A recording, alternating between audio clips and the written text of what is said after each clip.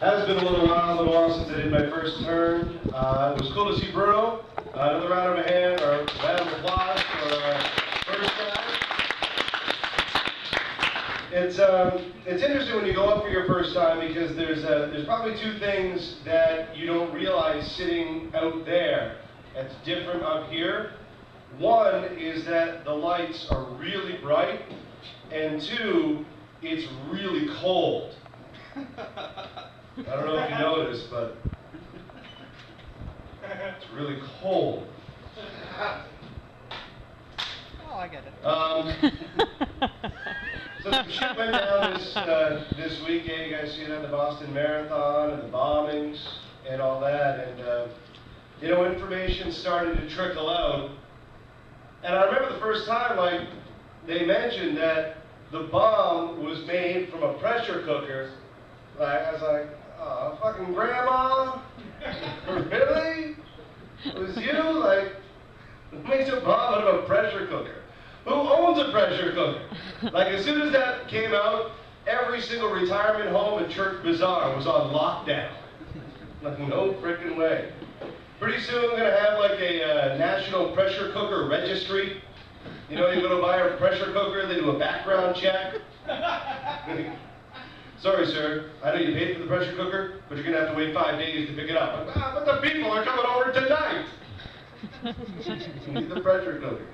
So of course afterwards I was like, I gotta call my grandma, you know, make sure she's okay. So calling my grandma, I'm like, oh, hi grandma. And right away she goes into this whole thing about her pet, right? And lucky, because 15 minutes later my phone died. It's like, aha, awesome.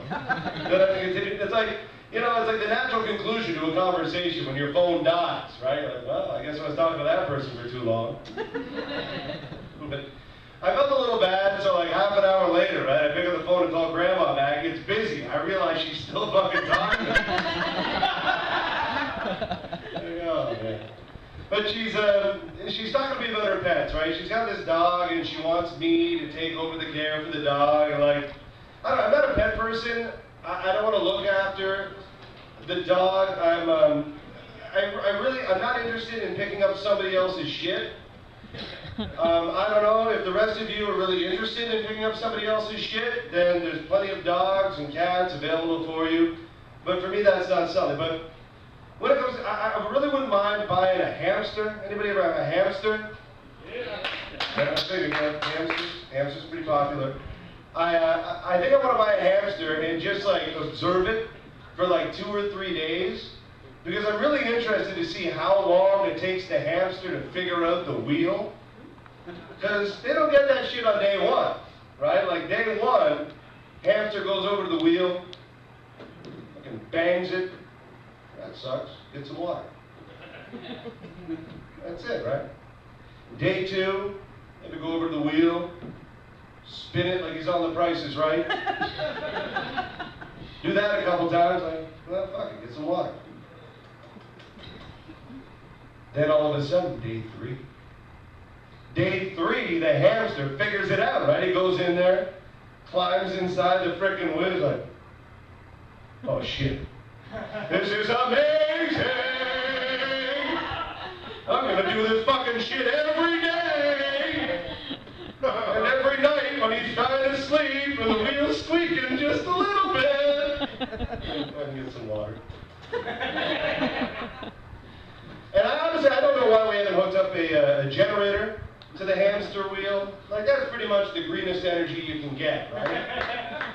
Like hamster, I figure I could probably run my entire house on a bank of hamsters.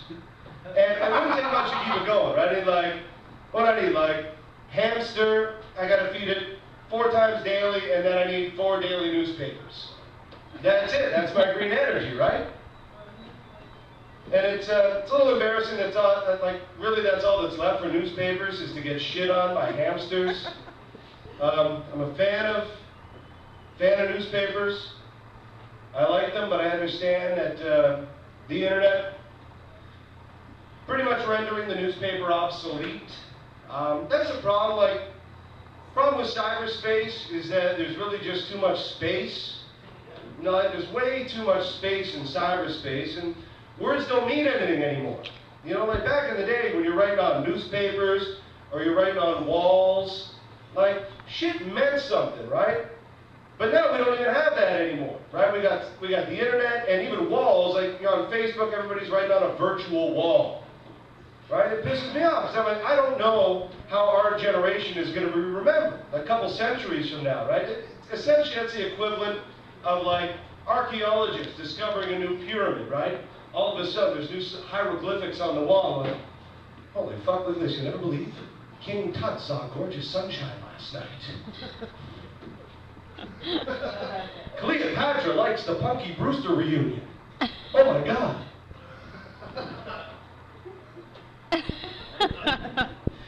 Oh man, in 600 BC, that joke